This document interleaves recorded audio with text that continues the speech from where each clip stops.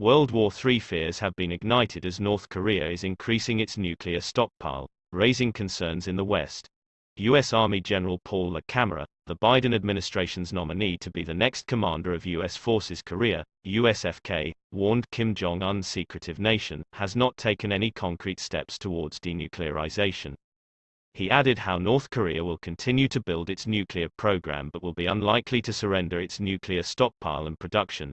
He said, economic sanctions must be combined with a whole-of-government approach, including all elements of national power and the international community, to convince the regime to return to meaningful negotiations.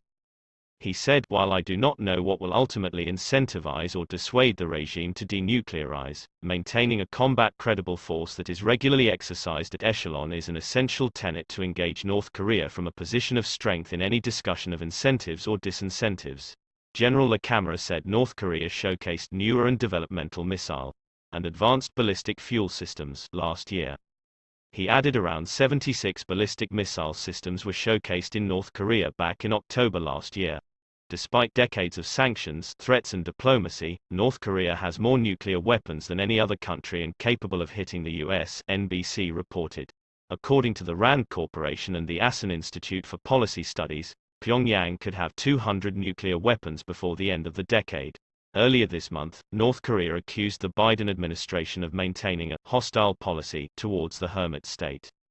White House Press Secretary Jen Psaki said the Biden administration would seek a middle ground between former President Trump's grand bargain and former President Obama's strategic patience approaches.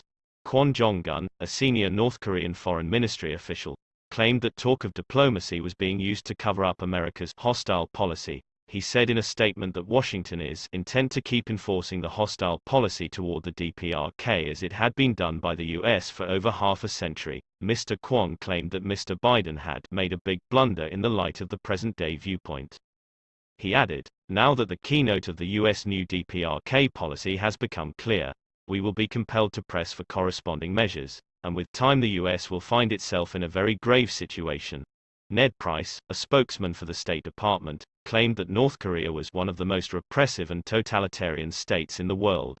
The Foreign Ministry's statement said the U.S. insulted the dignity of our supreme leadership in its grave politically motivated provocation.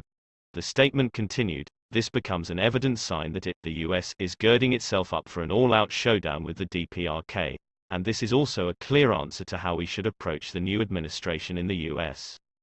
DPRK Foreign Ministry vehemently denounces the provocation from the U.S.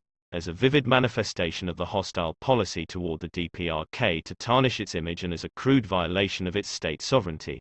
Last month, Kim Jong-un ordered his nation to be ready to execute orders to launch the country's nuclear missiles. Reports claimed a test of a short-range ballistic missile, SLBM, is likely to be imminent.